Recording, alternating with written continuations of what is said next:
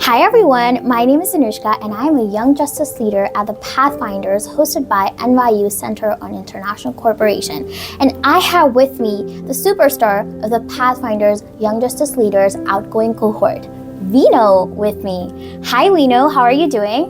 Quite good. Nice to finally meet you. And probably during my cohort, it was Chanel that was the superstar, not really me, but happy to get that label for now. We have heard whispers otherwise.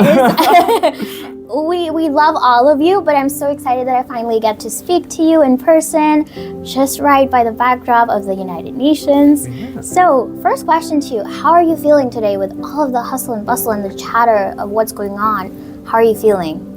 The trip has been quite nice in the sense that it was a good showcase of what's being done by youth leaders all over the world. So the diversity is there, and it is a good showcase. Definitely some room for improvement, and that kind of reflects on the last day of the ECOSOC Youth Forum, right? It feels like while it is a good summary of the 3-day event, there are a lot of wishes that maybe we could do this or that next time, right?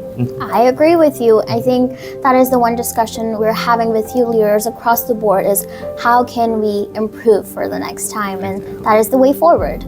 But I want to learn more from you about your experience as a Pathfinders Young Justice Leader.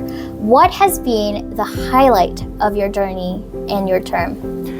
To be quite honest, it's really not taking the space and taking the mic, but more of listening to often unheard and marginalized voices from all over the world. For me as a journalist, I am not really that keen when it comes to taking the space and taking the mic, but it's really more on grasping new perspectives that were kind of different from mine, but also something that is refreshing and something that you can take on and absorb and help improve the advocacy work that you do. I think a lot of the work that we do in the justice space, it entails taking in other people's perspectives and then carrying that with you as you do the advocacy, right? So I think that's one of the greatest highlights of the experience. Totally, there are lots of good narratives, like attending the World Justice Forum, collaborating with fellow young justice leaders. But I think that's my biggest takeaway as I go on doing more advocacy work after the program. I love that. That makes me excited. How do you think the Pathfinder's journey as a young justice leader has really shaped you in your own personal journey as a leader, professional, and just as a person?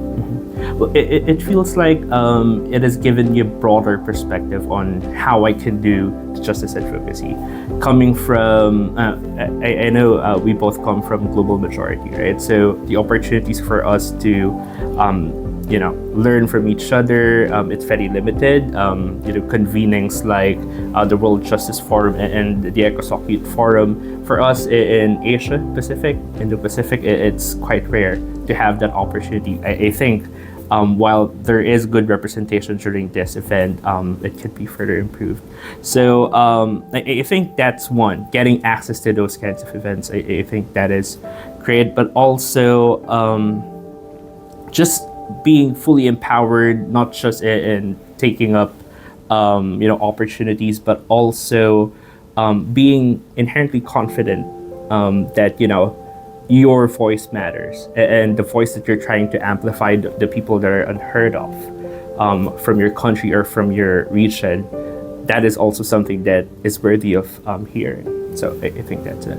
I absolutely agree to it, 100%.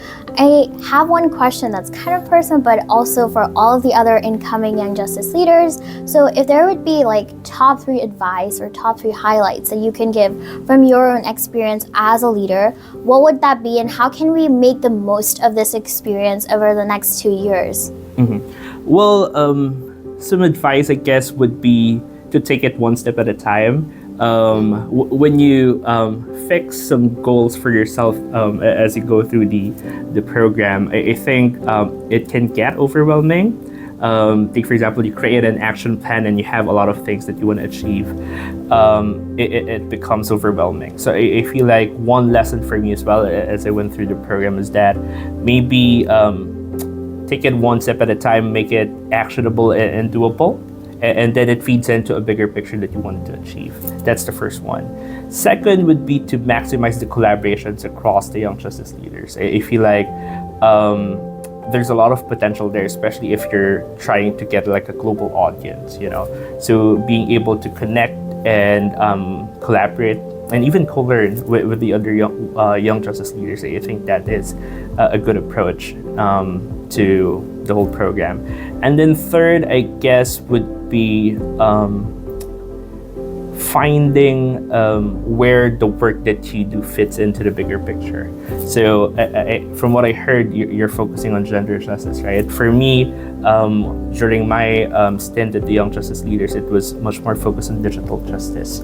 So a lot of the discussions that are happening in the international convenings or in the meetings, it does not necessarily center on digital justice or gender justice, but there are connections, right?